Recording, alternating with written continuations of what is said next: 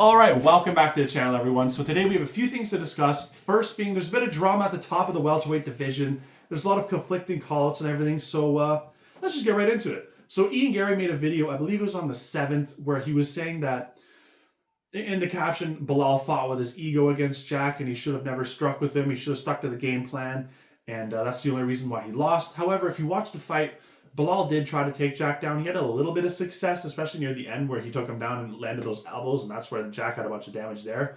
But other than that, it was kind of one-way traffic from Della Maddalena. He really outboxed Belal, so it doesn't make sense. Belal should definitely stick to what got him to the dance with the wrestling. But yeah, besides the point, in the video, Garry, he gets all close to the mic and he does all this serious thing. He's like, Belal, if you try to strike with me, I'll box your ears off, lad.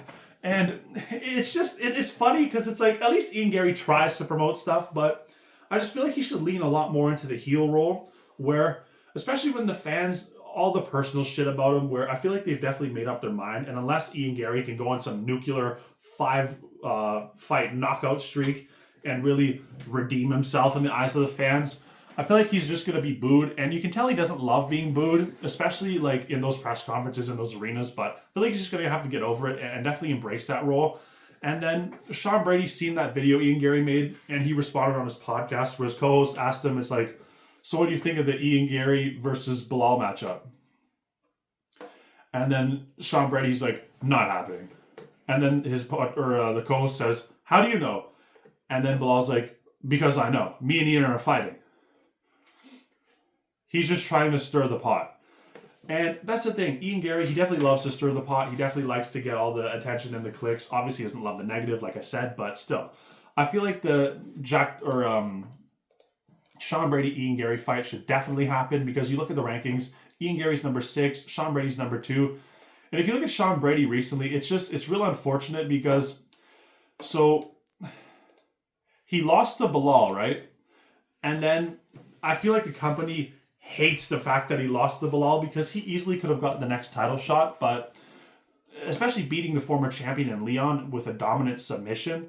If you look, so he fought Belal, then he beat Calvin Gastelum, then he beat Gilbert Burns, and then he beat Leon Edwards. So you'd think he's right there for the title shot, but him having to fight again, it just goes to show that do not lose to Belal, especially to buy TKO in the welterweight division, because if you do, it's going to be a nightmare to get to the title shot. So Garry then responds to Sean Brady, like his video on his podcast, saying that Sean Brady apparently saying that I'm avoiding him by calling out Belal. I'm calling out Belal because he's a former champ that is currently ranked number 1 and KO'd you.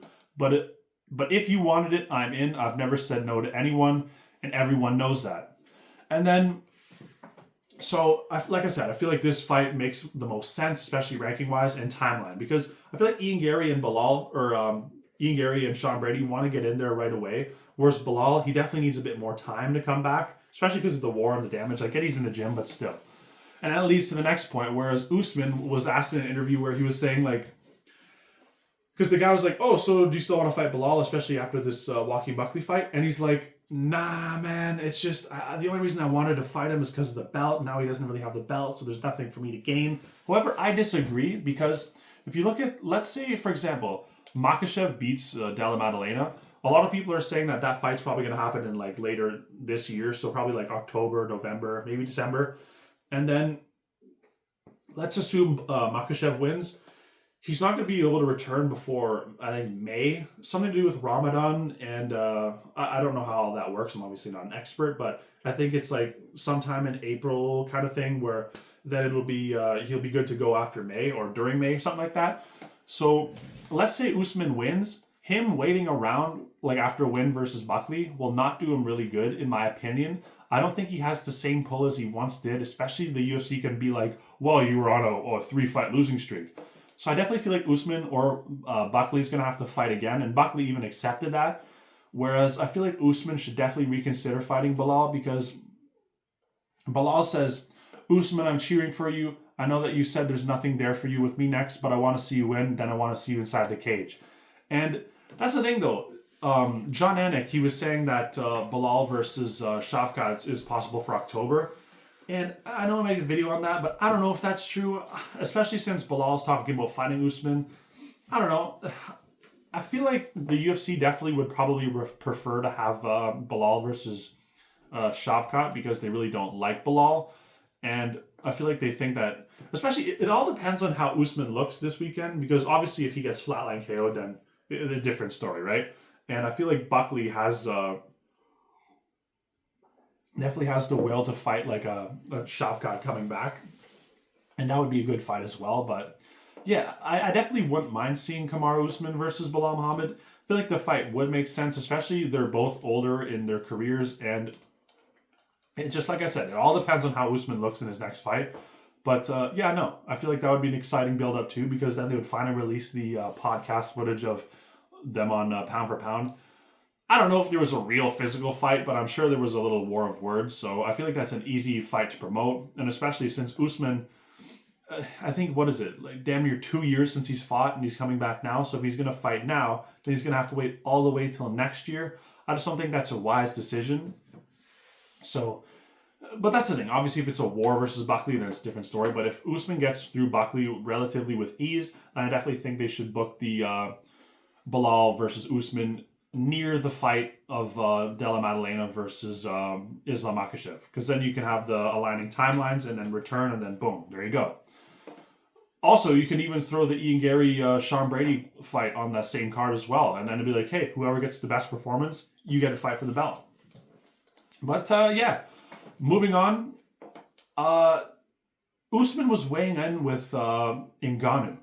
So he came into the UFC press conference or official weigh-in or whatever, where he was wearing the Nigerian face paint, like the green on either side and then the white in the middle.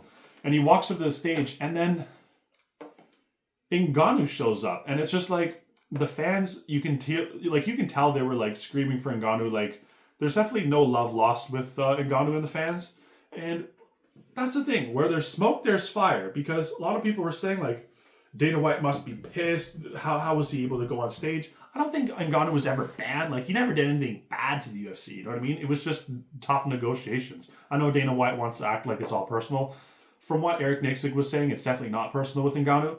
And it's really exciting to see Ngannou wearing the UFC like stuff as well, because I may be reading too deeply into this, but like, he definitely could have worn anything, right? But he decided to wear the UFC fight kit. So to me, it's just like, I feel like the UFC might be playing a little mind games with Jon Jones, because I know Dana White said he's probably not interested in re-signing Ngannou, but never say never, especially in this sport, because Dana White has said never before, and look where that went. I think, didn't he say like women would never fight in this UFC or something like ages ago, and now they have like 3 divisions. So yeah, there's definitely never say never. I definitely hope Ngannou comes back, because that would be an amazing addition to the heavyweight, because so many people are saying like, okay, let's say Jon Jones retires.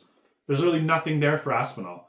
You know, Gane, who lost twice for the title, and then rematches. Or Jailton Almeida, but Curtis Blades just demolished him, right? So his stock's not really that high. And it just makes sense for Ngannou to be back in the mix, especially, I feel like the UFC could use Ngannou as like a negotiation piece, where it's like, okay, John, you want to play the hardball? Well, guess what? We're stripping you and giving Ngannou the fight with Aspinall, and then maybe we'll consider having you fight later on. I don't know.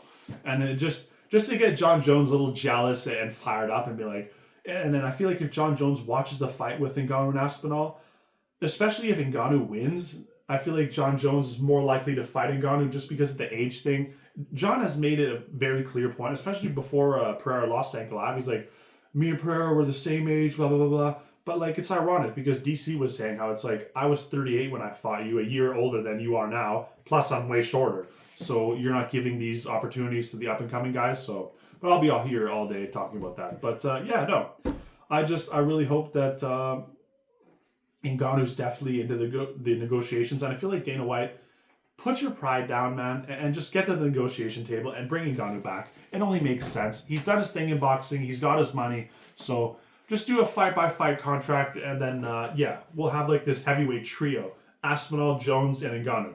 And, yeah, I feel like if they can't directly give Ngannou Jones, because Aspinall would literally just...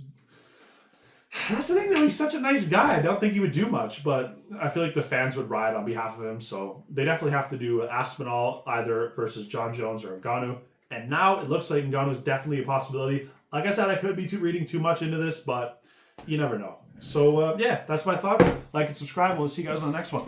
Thank you so much for watching.